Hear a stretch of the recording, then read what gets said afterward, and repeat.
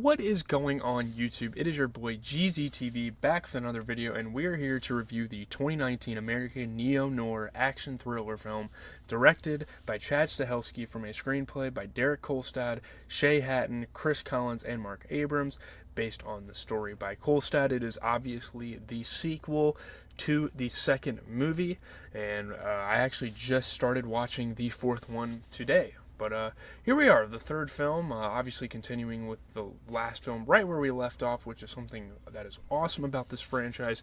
You know, usually action films kind of fail at that, but this one does a really good job at building off from the previous films. So again, just expect a review tomorrow for the fourth film. I don't remember if there's a special name for it. This one obviously has Parabellum.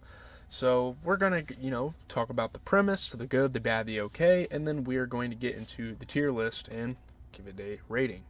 And away we go. So getting into the premise, the story, once again, follows John Wick, who has just killed a member of the High Table, who is Santino. I don't remember his last name. His name was Santino. He was trying to get John Wick to kill his sister so he could take the spot on the High Table, but then John Wick came back and killed him.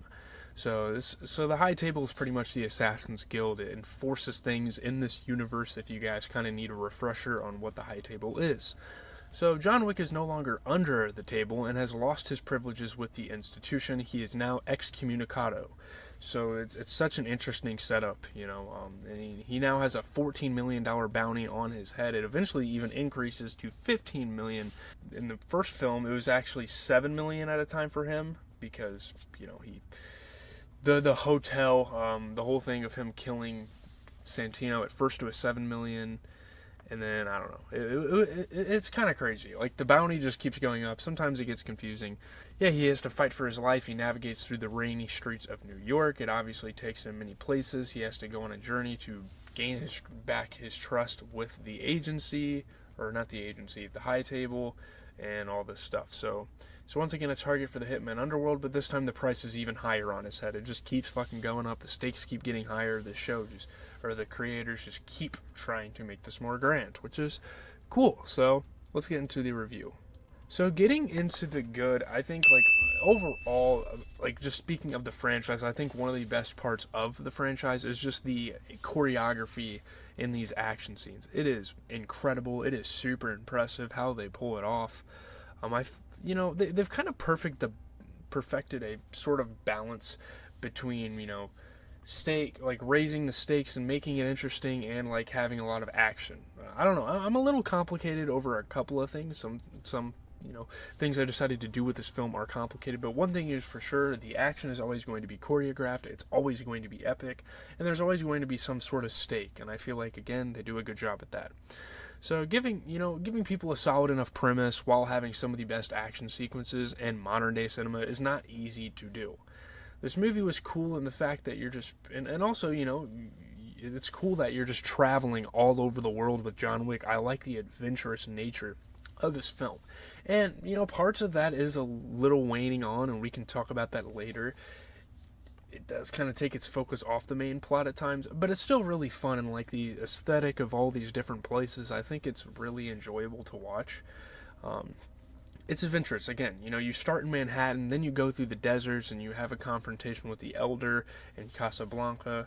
I don't remember what country that is in. But, this movie's fun. Also, I really like the character of Sophia Al-Azwar, who is played by Halle Berry, and I think she does an amazing job of portraying her with the dogs. It's such a cool dynamic. She has such an interesting character. I really like how she is portrayed. Pretty much another badass. And the show loves badass people. This franchise loves badass people and dogs, and I think that's pretty awesome. So, yeah, it's a cool combination. She's really fun. And of course, just going back to the action scenes, the cinematography, the shots are absolutely amazing. I feel like that's something I haven't given this franchise enough praise for. But you look at all the different cuts and the shots that they pull off during these action scenes, it's so fucking cool. It's second to none. Yeah, the motorcycle chases, the horse chases, the knife scenes, it's all great. I mean, just the action, action, action, action. That is what this movie does best. And that's what this franchise does best, but especially in Chapter 3, I think they really ramped it up. I love the concierge getting involved in the action. That was an amazing touch. I like the character of Lawrence Fishburne's character. I think that is cool as well. So, yeah, things are going to tend to get very, very interesting. So, let's get into the bad. So kind of getting into the bad, I feel like they're kind of wearing out the concept of this assassin world and, John being on the run. It's like, oh, let's keep raising the bounty. It's getting kind of old, it's getting kind of stale in my mind here. Like, what point do you stop trying to stop the unstoppable? Like, we know John Wick is the main protagonist. He is the main action hero for this franchise, and we know he's not going to get killed. So, like, you have to make things a little more interesting. And I feel like this film doesn't do that necessarily.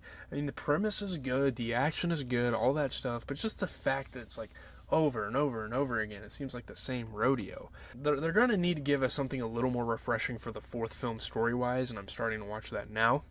It looks like they may be doing that as well with Fishburne's character, the Bowery King, being a little more involved and possibly being a full-time partner of Wick's, which I think is going to be such a sick dynamic. If they can pull that off well enough in the fourth film, again, I'm like 15 to 20 minutes into that movie, and I can already see them attempting to do that. So that is going to be super cool if they do that the right way.